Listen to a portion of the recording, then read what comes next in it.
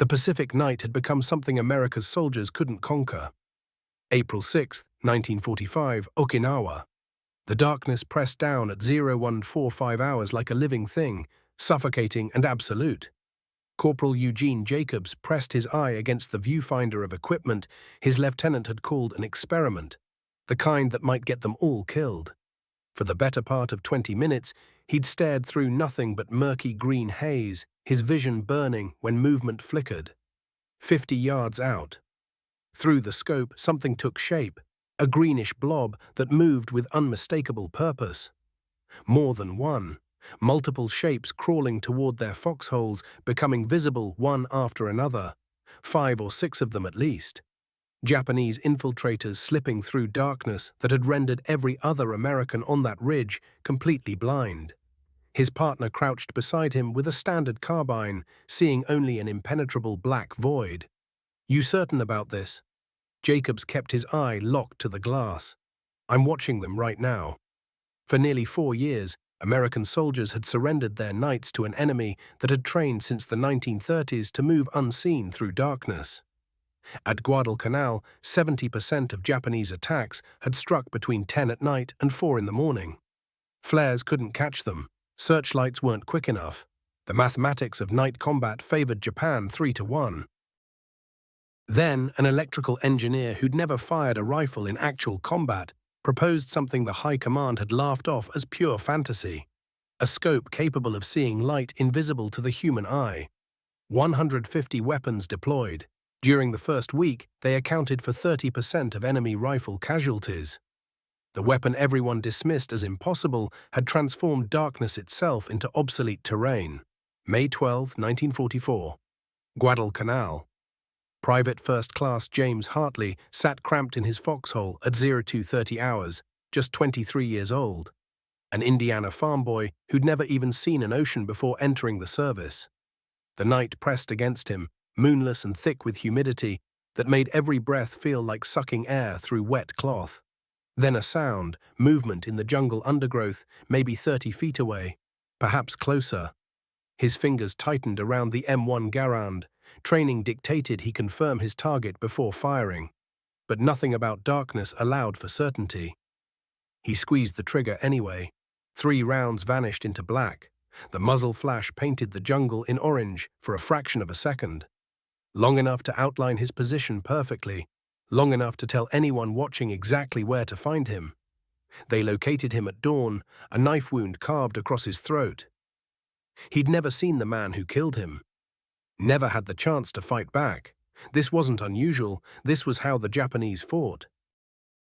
The Imperial Army had been perfecting night combat since the 1930s, preparing for potential conflict across the Manchurian border with the Soviets. By 1944, they'd become the world's masters of darkness. No muzzle flashes, no unnecessary noise. Maximum terror inflicted on soldiers who couldn't see their enemy. They moved through the black as if it belonged to them, as if they'd inherited it. For American soldiers raised on electric lights and concrete roads, the Pacific darkness became something primal and terrifying. The statistics told the story better than any official report.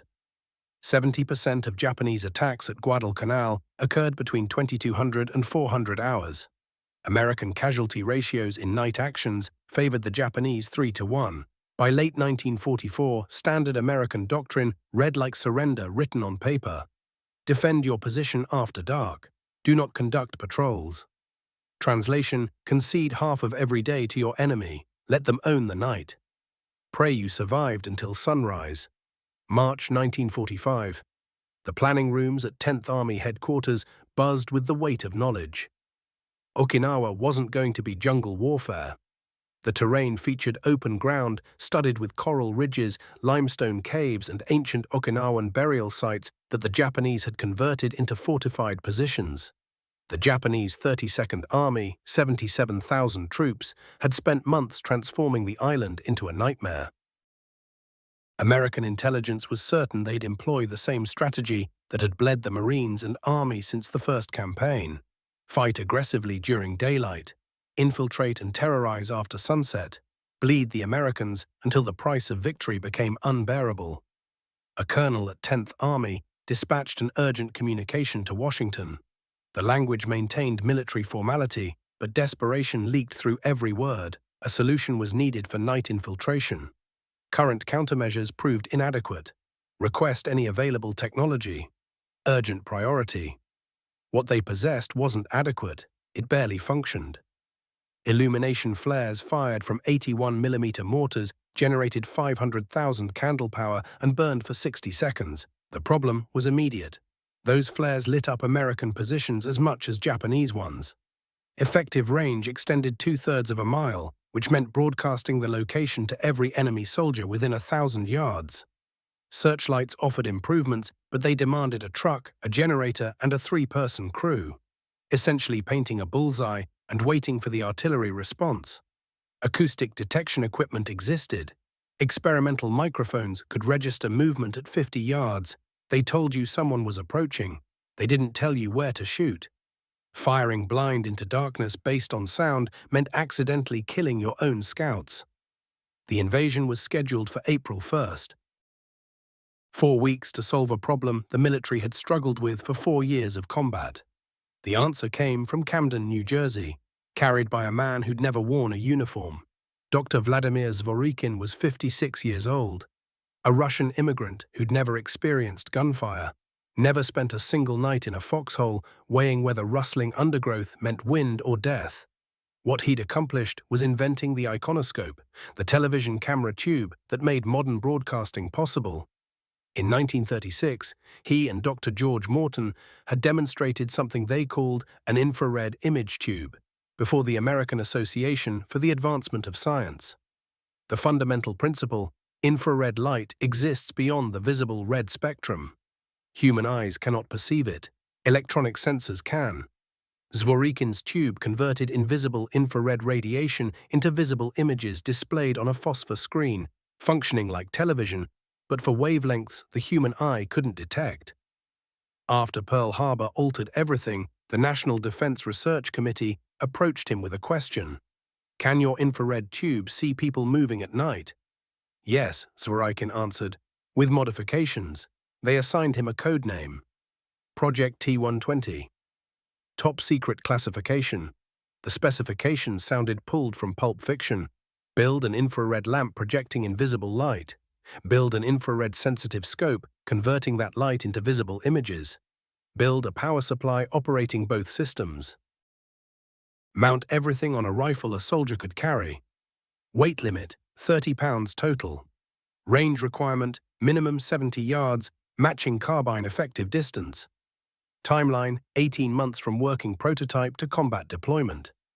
The state of electronics in 1943 made this nearly impossible. Vacuum tubes, wired circuits, battery technology that hadn't fundamentally advanced since the 1920s. Ordnance officers listened to Zworykin's proposal with the skepticism of men who'd witnessed 100 miracle weapons fail in actual combat. One man later recalled watching this television engineer propose solving darkness with rifle scopes and backpack batteries. It sounded like Buck Rogers. Zworykin didn't debate, he built a prototype. December 1943. Aberdeen Proving Ground, Maryland. The temperature stood at 28 degrees Fahrenheit. Moonless night, the kind of darkness that seemed to swallow sound itself. Zworykin positioned a mannequin dressed in a Japanese uniform 70 yards downrange and activated the scope. He handed it to the colonel, who dismissed his invention as fiction. Through the eyepiece, a greenish glowing figure materialized with crystalline clarity against black. Perfect for aiming. Bright enough to kill. The colonel fired, center mass. He turned to Zworykin with an expression that blended shock and religious revelation. How many can you produce? The answer proved complicated. Building one prototype in a laboratory represented physics. Manufacturing 200 combat-ready weapons functioning in tropical humidity, surviving the rough treatment of exhausted soldiers, operating reliably when lives hung in the balance. That was engineering, a battle Zworykin couldn't fight alone. Getting from one functional scope in Maryland to 150 operational weapons on Okinawa required solving problems possessing nothing to do with infrared physics and everything to do with manufacturing, logistics, soldier training, and the grinding fact that the invasion began April 1st, whether the technology was ready or not. The prototype worked perfectly in Maryland's winter conditions. The Pacific wasn't Maryland. Okinawa existed in subtropical climate where humidity routinely exceeded 90%. Sea salt spray corroded metal within days. Temperatures climbed past 95 degrees and stayed there. Electronics despised humidity. Vacuum tubes failed when moisture infiltrated their seals. Batteries died faster in heat. Every specification verified at Aberdeen required re-verification for conditions resembling a greenhouse more than a battlefield. The weapon system broke into 5 distinct components, each one presenting separate engineering obstacles. The infrared lamp operated on 6 volts, filtered to emit only 700 to 900 nanometer wavelength light, invisible to human vision but brilliant as daylight to the scope sensor. The image converter tube employed an S1 photocathode, a fragile compound of silver, cesium, and oxygen that converted infrared photons into electrons, then magnified that signal 1,000 times. The viewing screen bore phosphor coating that glowed green when electrons struck it. The power supply represented a 6-volt wet cell battery, essentially a car battery packed into a canvas backpack weighing 15 pounds. The mount attached to an M2 carbine, the selective fire version of the standard M1, replacing the iron sights entirely. Total system weight reached 34 pounds, including the weapon itself. Zworykin directed the design effort, but he required manufacturers. RCA's electronics laboratory in Camden constructed the tubes. Carbide and carbon chemicals supplied the batteries. Farnsworth Television developed an alternate tube design as backup. The U.S. Army Signal Corps performed final assembly and testing. It was a supply chain scattered across 3 states, coordinated through telegraph and priority shipping, racing against a deadline measured in weeks. The production bottleneck appeared immediately. Each image converter tube demanded hand assembly performed in a clean room. A single dust particle landing on the photocathode ruined the entire unit. The work consumed 8 hours per tube, conducted by technicians wearing cotton gloves, working under magnification. Quality control failures reached 40%. Every 10 tubes produced, 4 couldn't pass inspection. Insufficient amplification, uneven phosphor coating, vacuum seal leaks. By March 1945, only 1,700 tubes had been manufactured. At that rate, they might produce enough for 200 complete weapons by April 1st. Might. But building the hardware represented only half the equation. Someone needed to figure out how actual soldiers deployed this weapon in genuine combat. Captain Harold Morrison arrived in that role. 31 years old, a former high school physics teacher from Ohio, obsessively detail-oriented enough to drive his subordinates to distraction. He'd been assigned to what the military officially designated the T3 carbine system. His assignment was writing the manual, not the technical specifications. Zworykin's team managed those. The tactical manual. How did you train an 18-year-old draftee from Kansas to operate something more complicated than anything he'd witnessed outside a movie theater? The questions multiplied faster than answers materialized. How long did the battery last? Testing revealed 4 hours of continuous operation, 8 hours with intermittent use, barely sufficient for 1 night of defensive watch. Did the infrared lamp expose your position? Yes, provided the enemy possessed infrared detection equipment. Did the Japanese have that capability? Unknown. Could you shoot accurately through the scope? It featured no ranging marks, no windage adjustment, no elevation dial. Point and shoot only. That functioned at 50 yards. Beyond 70 yards, it transformed into educated guessing. Morrison established a training program at Fort Benning, Georgia, in March 1945. He selected 50 soldiers from units deploying to the Pacific. They received 2 weeks of instruction. The men discovered quickly that the scope displayed greenish silhouettes devoid of detail. No faces, no weapons, simply glowing human-shaped forms against darker background. Effective range maxed at 60 to 70 yards. Beyond that, the image dimmed too significantly to identify targets with confidence. Firing the weapon temporarily blinded the scope for 5 seconds afterward. You shoot once, you became temporarily sightless. If that first shot missed, return fire would arrive unseen. Morrison developed the two-man team solution born from necessity.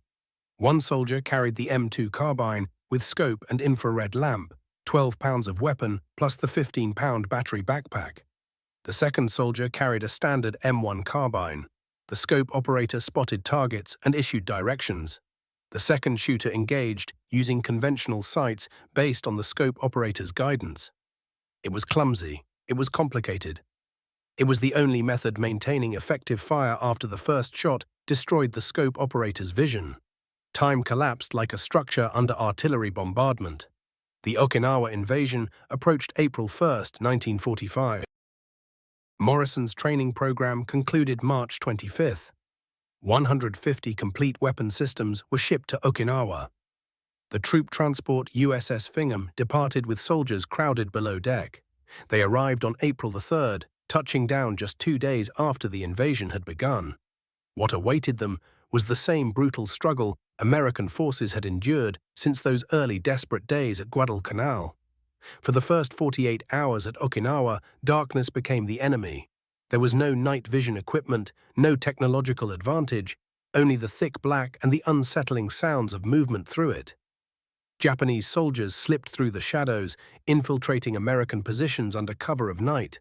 The casualties mounted horrifyingly fast. In just those opening 2 days, 1,500 Americans fell. Among them, 150 died in coordinated night attacks near the Kadena and Yantan airfields, the two most vital pieces of real estate on the entire island. But back on the beach, something strange sat waiting. Wooden crates held sniper scopes. They sat there untouched while men were dying 3 miles inland, their fate hanging in the balance. Nobody quite knew what to do with them yet. Then on April 4th, those crates finally began moving forward. The 10th Army had made a strategic decision. Units holding the static defensive lines, the places where Japanese infiltration proved deadliest, would get priority. The 96th Infantry Division's 382nd Regiment received 12 scopes. The 7th Infantry Division got 18. The 1st Marine Division took 22. The distribution was haphazard at best, a mess at worst. Some companies received 3 scopes, others got nothing. There was no unified training program, no standardized approach. Morrison's 50 trained operators found themselves scattered across different units, most unable to teach their fellow soldiers anything meaningful because time simply didn't exist for instruction. Without electricity available during daylight hours, and with nobody willing to drain batteries on practice when the real fighting would start after sunset, most troops remained untrained. The soldiers themselves, they reacted with predictable doubt. They'd seen so-called miracle weapons before, the Johnson light machine gun that seized up in tropical humidity, the boys' anti-tank rifle that couldn't punch through the updated Japanese armor, the M3 submachine gun that basically fell apart after 500 rounds. Most figured this sniper scope was just another fantasy cooked up by officers in the rear. Another experiment that would get them killed when it inevitably failed at precisely the wrong moment. One rifleman from the 380th Regiment would later recall, "They gave us these Buck Rogers ray guns and told us they could see Japanese in the dark. We figured it was another army experiment that would get us killed." Each team consisted of 2 soldiers working together. One carried the actual M3 carbine. The scope, the weapon, the infrared lamp mounted on top, all of it totaled just 12 pounds. The second man carried the battery pack, 15 pounds of metal and wiring nestled in a canvas backpack, with cables snaking back to both the lamp and scope. They looked like telephone repairmen who'd somehow wandered onto a war zone. Lieutenant William Henschel of the 382nd Regiment gave his instructions with the tone of someone reading words he didn't believe. If these things work, fine. If not, just shoot at the muzzle flashes like you always have. Nobody genuinely expected them to work. Zorkin's impossible idea was about to face the only test that truly mattered. Not laboratory conditions, not demonstrations on a proving ground. Real combat, where equipment failure meant death, and success meant witnessing another sunrise. The night of April 5, 1945 arrived. The 96th Infantry Division's 382nd Regiment had dug in about 2 miles inland from the Higuchi beaches, establishing a defensive perimeter. They'd been handed 12 of the new scopes. Most soldiers considered it a joke. Corporal Eugene Jacobs from Brooklyn drew duty with one, partly because he'd worked in his father's radio repair shop before enlisting, partly because absolutely nobody else wanted to haul the battery pack. His partner, Private Tommy Chen from San Francisco, carried a standard M3 carbine. Chen couldn't see anything in this darkness. His entire job was shooting wherever Jacobs told him to aim. Neither man felt confident about the arrangement. Jacobs wore that 15-pound pack digging into his back, cables running over his shoulders to the M3 carbine. The weapon felt completely wrong in his hands. Heavier than a standard carbine, its balance thrown completely off by the scope and infrared lamp, replacing where iron sights normally sat. He was supposed to peer through the eyepiece and see enemies glowing green in absolute pitch black. He was doubtful. 20 minutes into his watch, he'd already decided it was broken. At 0145 hours on April 6th, Jacobs stared through the rubber eyepiece. His eyes ached. The image before him looked like murky green soup, grainy and unclear. He could make out terrain features, darker shapes that might be rocks, bushes, or just his own imagination running wild. The infrared lamp was on, projecting invisible light across the hillside ahead, but to his naked eye there was nothing except green fog without substance. He was ready to quit, ready to tell Chen this equipment was worthless when something moved. 50 yards out, through the scope, a blob, greenish, definitely human-shaped, moving low and carefully through the undergrowth, then another, then 5 more behind that. They were crawling straight toward the American foxholes in a deliberate line, spaced roughly 10 yards apart, moving with clear purpose and discipline. Jacobs's mouth went dry. He whispered urgently to Chen, "I got 6, maybe 7, 50 yards at 11 o'clock. Chen squinted into the blackness. He saw absolutely nothing. Just pure black. "You're sure?" Jacobs kept his eye pressed against the rubber cup. The shapes were clearer now, getting closer. "I'm looking right at them." 2 seconds passed. Jacobs flipped the safety. The M3 was set to 3-round bursts, just as Morrison had emphasized back at Fort Benning. "Fire discipline. Don't waste ammunition. Your battery only lasts 4 hours. He aimed at the lead figure. The crosshairs painted across the phosphorescent screen offered no ranging marks, no elevation adjustments. Just point and shoot. He pressed the trigger. 330 caliber rounds left the barrel at 2,000 feet per second. The greenish figure went down. Chaos erupted. The remaining shapes scattered, but Jacobs could still see them, glowing targets against the dark hillside. He swung the carbine, aimed at another figure, attempting to crawl behind a rock. Fired. 3-round burst. That figure stopped moving. Chen finally saw muzzle flashes in the distance. Japanese return fire. Type 99 rifles crackling back at the position where Jacobs had just fired from. Now the regular troops could actually engage. Machine gun fire erupted from the left flank. Rifle fire opened from the right. The firefight lasted 90 seconds. When the noise stopped, 8 Japanese soldiers lay dead in front of the American line. 0 American casualties in their sector. Daylight revealed what Jacobs had killed: Japanese infiltrators. Each man carrying a canvas satchel stuffed with explosives and scrap metal. Their plan had been crawling close enough to see Americans in their foxholes, throwing those charges at point-blank range, then scattering through the resulting chaos. The assault force would then exploit whatever gaps appeared in the American defensive line. If Jacobs hadn't seen them, they would have succeeded. They would have killed dozens. They would have created exactly the opening the Japanese 30th Army needed to push the invasion force back toward the beaches. Instead, they died 50 yards short, killed by a weapon that gave one Brooklyn corporal sight that everyone else lacked. By April 8th, every regiment on Okinawa wanted sniper scopes. But the island only had 150 total. The 10th Army prioritized units holding the nighttime defensive positions, the forward lines where Japanese infiltration remained the serious threat. Demand absolutely crushed supply by a factor of 10. Some companies begged for just one scope. Some colonels tried pulling rank. The answer never changed. There simply aren't any more.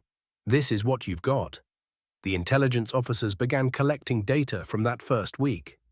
When they examined Japanese soldiers killed by small arms fire, by rifles and carbines rather than machine guns or artillery, they found something remarkable. 30% were credited to M3 carbine engagements. This number was extraordinary. Those 150 M3 carbines represented just 0.15% of weapons on the island, yet they accounted for nearly one-third of enemy rifle kills. The imbalance suggested something fundamental had fundamentally shifted in night combat. The psychological impact rippled through both armies.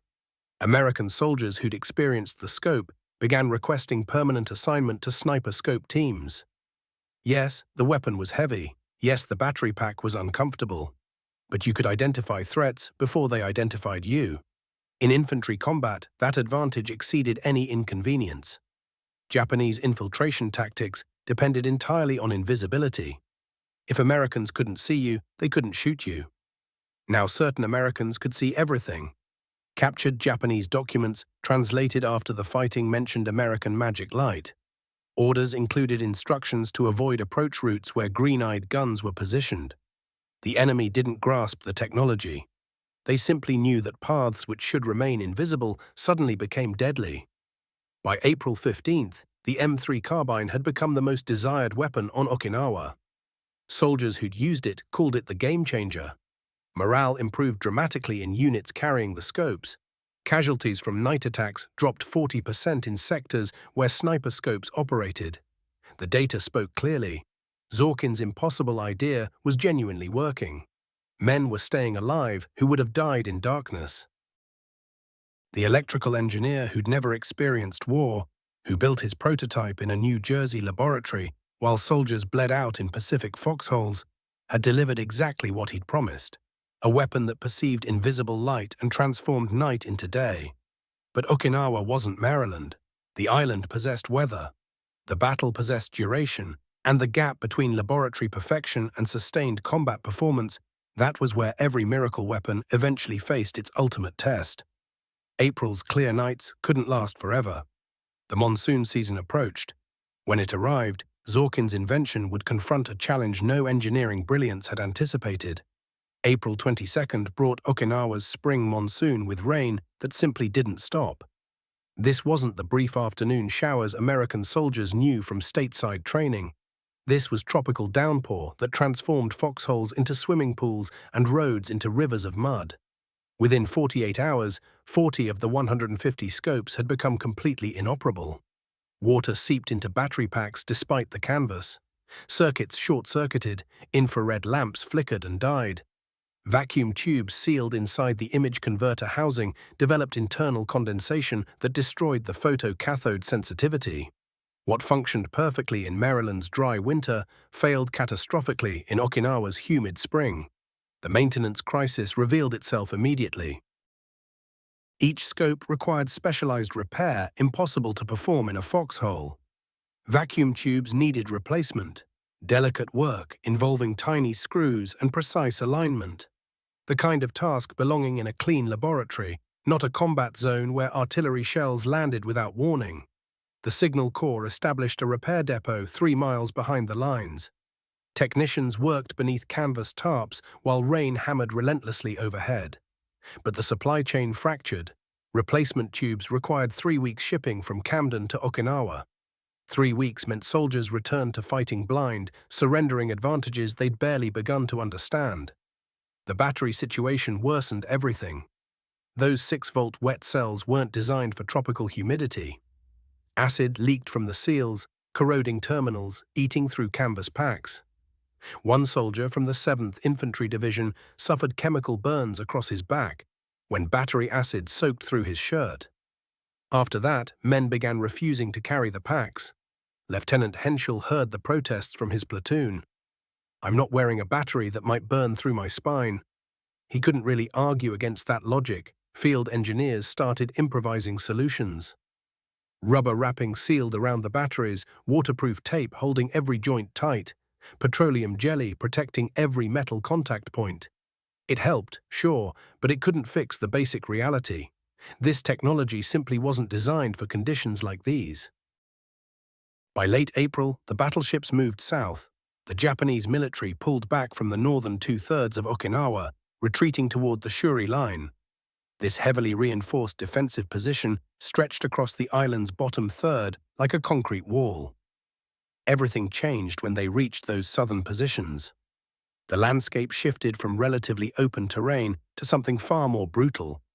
Steep ridge systems, deep gullies cutting through the earth, and intricate cave networks burrowed into limestone by months of preparation. Okinawa stopped feeling like a normal military operation and turned into something far grimmer. The Japanese had spent considerable time fortifying these positions, and every inch of ground reflected that preparation. Every approach had overlapping gunfire covering it. Every cave connected through tunnel systems that let defenders slip away and resurface elsewhere. The limitations of the sniper scope became devastatingly clear in this environment. The weapon performed best on flat, open terrain where you could sight cleanly for 70 yards in a straight line. Out here among the ridges and ravines, 70 yards didn't mean anything. Soldiers needed to cover approaches at 200 yards, 300 yards, distances where the scope's image turned dim and useless. The infrared beam spread thin as distance increased, the illumination growing weaker and weaker. The image converter tubes could amplify signals impressively up close, but physics doesn't bend for military needs. Light intensity follows the inverse square law, and that's just how it works. Infantry units that had praised the sniper scope only weeks before started abandoning them. The after-action report from the 382nd Regiment in early May stated plainly that the T3 carbine system had been effective during the initial defensive phase, but offered limited utility in the current ridge terrain. Their recommendation was simple: go back to conventional night defense tactics. Translation: the scopes weren't working here. They'd return to flares and searchlights and hope for the best. Some units shipped their scopes back to rear depots. Others kept them but just didn't use them, letting the weapons sit in foxholes, gathering rust while soldiers relied on World War I technology to get through the night. Casualties started climbing again. That 40% drop in night infiltration losses simply vanished when the technology failed. Japanese tactics adapted quickly. They probed American lines, found the sectors without sniper scopes, concentrated their infiltration efforts there instead. Americans answered with massive flare barrages and searchlight sweeps that burned through ammunition and exposed defensive positions.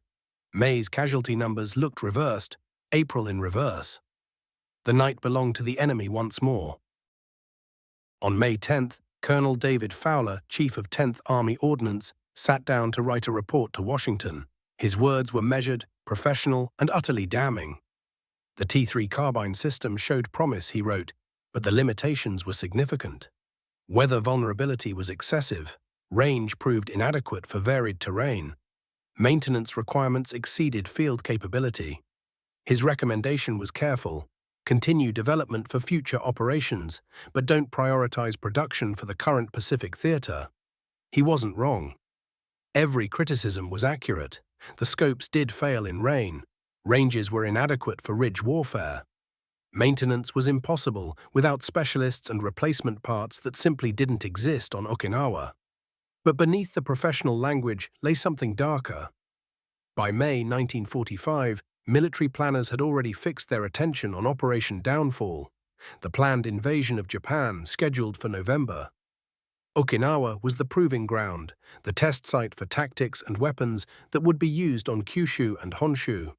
Reports like Fowler's would determine what equipment made it onto the priority list for the main invasion.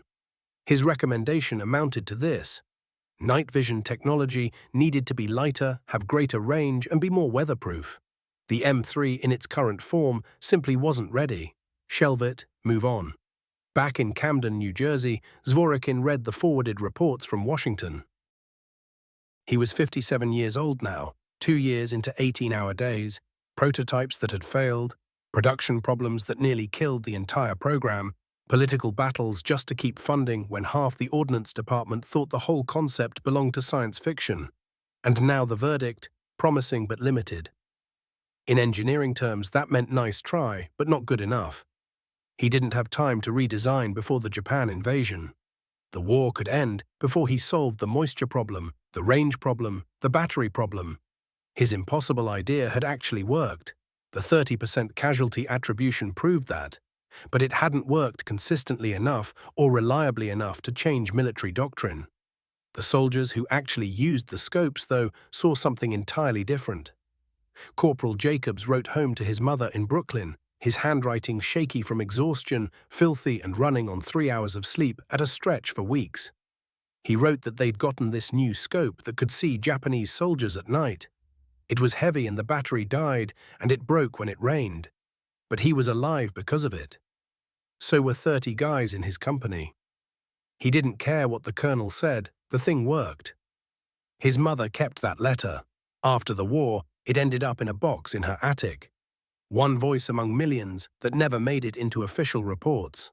The statistical picture emerged slowly as intelligence officers compiled data from the entire campaign.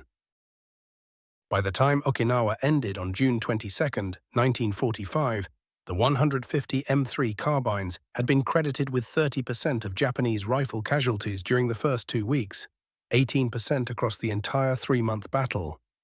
0 American casualties among M3 operators. They could identify threats before those threats identified them. Based on reduced night infiltration success rates, the estimate was that 600 to 900 American soldiers, men who would have died in darkness, walked away alive instead. The Battle of Okinawa ended with 12,000 Americans dead, 38,000 wounded. Japanese forces suffered 77,000 casualties. Okinawan civilians, 150,000 dead. The M3 sniper scope disappeared into after-action reports filed in triplicate and archived in warehouses. Limited effectiveness in varied terrain. Maintenance intensive, not recommended for large-scale adoption. The weapon that could see in darkness became a footnote, an interesting experiment that didn't quite deliver. Another miracle weapon that had promised more than it actually gave. July 1945. The war continued. Zworykin's team at RCA received new orders from the War Department. The language was bureaucratic and final. Redirect resources from the T-120 program to radar development for Operation Downfall. Translation: the sniper scope project was over. Japan would be invaded without night vision technology. Whatever lessons Okinawa taught about seeing through darkness would go into file cabinets for some future conflict, some future generation of engineers to rediscover. Zworykin didn't display bitterness publicly. His colleagues at RCA noticed anyway. He worked alone late in his laboratory, redesigning components that wouldn't be manufactured. He'd promised the military a weapon that could save lives. He delivered it. That 30% casualty attribution from Okinawa's first weeks represented the most effective small arms introduction in modern warfare. 150 weapons, accounting for nearly a third of enemy rifle kills. But perfect in military procurement language means useless. The gap between laboratory success and battlefield flawlessness is where revolutionary ideas go to die. Buried under logistics reports and maintenance requirements and the institutional preference for weapons that work everywhere adequately over weapons that work somewhere extraordinarily. On Okinawa, those 150 M3 carbines were collected from forward units, crated up, and shipped to a supply depot in Manila. Most were cannibalized for parts. The image converter tubes got harvested for other experimental programs. The infrared lamps were repurposed, battery packs were thrown away. A handful of complete systems ended up in ordnance museums, dusty examples of interim technology bridging the gap between World War II and whatever came next. The soldiers who used them went home. Most never spoke about the scopes again. What was there to say? They'd carried a weapon that worked until it didn't, that saved lives until the rain came, that represented the future until the future got postponed. August 6, 1945, Hiroshima. August 9th, Nagasaki. August 15th, Japan surrendered. Operation Downfall was cancelled. The invasion that would have justified continued sniper scope development never happened. The war ended with the weapon that transformed night combat relegated to a footnote in after-action reports. Another might have been in a war full of them. September 1945. Zworykin's office phone rang. It was the War Department again, a different officer this time, younger, part of the post-war analysis teams working through combat data to figure out what had worked and what hadn't. They wanted information. Combat analysis reports from Okinawa were being compiled into doctrine manuals. The M3's performance was being reconsidered. It turned out that 30% casualty attribution from such limited numbers was historically unprecedented. The initial reports had focused on limitations. The comprehensive analysis focused on potential. "We'd like to continue development," they said. "Can you make it lighter, longer range?" Zworykin's answer came immediately. "Yes, but this time I want complete operational feedback from actual field units. No more designing in a vacuum." The War Department agreed. Project T-120 was reborn as the Infrared Night Vision Development Program. 5-year timeline, classified budget, one objective: deliver a weatherproof, lightweight, long-range night vision system for the next war whenever it came. Korea, 1950 to 1953. The improved M3 sniper scope, officially designated the M3 Infrared Scope Equipment Set No. 1, saw extensive combat use. The specifications reflected everything learned from Okinawa's failures. Effective range went up to 125 yards from 70. Weight dropped to 28 pounds from 34. Reliability improved with sealed battery compartments and moisture-resistant vacuum tubes. Designated marksman in static defensive positions, exactly the role where the original M3 had excelled. The numbers from Korea validated everything Okinawa had suggested. By 1951, US forces deployed over 20,000 sniper scope sets across the peninsula. They disrupted Chinese infiltration tactics along the 38th parallel. The same night movement doctrine that had worked so effectively for the Japanese in the Pacific failed catastrophically when American soldiers could see in darkness. Night casualty rates dropped 60% in sectors using the scopes. The weapon that had been too limited for Okinawa became standard equipment for defensive operations in Korea. 1954. Zworykin was named honorary vice president of RCA. The citation mentioned pioneering work in television and military electronics, including night vision systems that saved American lives in the Pacific. It was vindication, a decade late, for an idea that generals had called science fiction. The engineer who'd never fired a rifle in combat had built a weapon that changed how wars are fought after dark. The institutional inertia that had nearly killed the project, the skepticism, the not good enough reports, the preference for proven technology over experimental solutions, all of it gave way to necessity. Wars have a way of making the impossible necessary. 1966. Zworykin, 77 years old, received the National Medal of Science from President Johnson. The ceremony took place in the East Room of the White House, formal and dignified. The kind of event where old men in suits receive recognition for work done decades earlier. After the medal presentation, a retired Army colonel approached him. It was the same colonel from Aberdeen Proving Ground, December 1943. The one who'd first looked through the prototype scope and saw a glowing figure in complete darkness. The one who'd asked how fast Zworykin could make 200. Their conversation was brief. The colonel said he'd wanted Zworykin to know something. That night in Maryland, he hadn't believed the invention would work in actual combat. He'd been wrong. He'd met a veteran the previous year who'd served on Okinawa with the 96th. That veteran had told him a sniper scope saved his life. April 6, 1945, infiltrators crawling toward his foxhole, killed before they could throw satchel charges. That man was alive today because Zworykin hadn't given up. Zworykin's response was quiet, barely audible in the crowded room. "I didn't invent it for glory. I invented it because soldiers were dying in the dark. If it saved one life, it was worth every hour." The colonel nodded, shook his hand, walked away. The moment lasted maybe 30 seconds. No cameras captured it. No reporters wrote about it.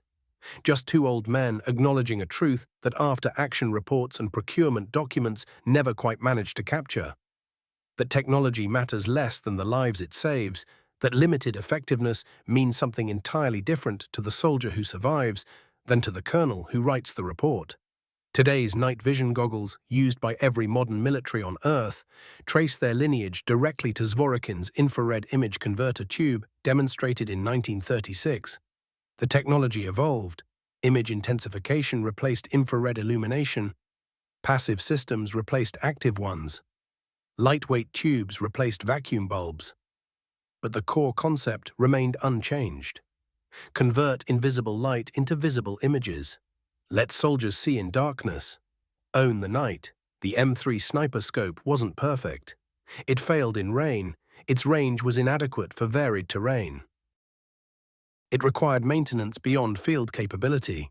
But in April 1945, on a Pacific island where Japanese infiltrators moved like ghosts through darkness, 150 of Zworykin's impossible weapons accounted for 30% of enemy casualties in the first 2 weeks. 600 to 900 American soldiers lived who would have died. Corporal Eugene Jacobs from Brooklyn saw 7 infiltrators crawling toward his foxhole and killed them before they could kill him. The engineer who'd never been to war built a weapon that saw in the dark and proved that the impossible is just the possible that hasn't been done yet.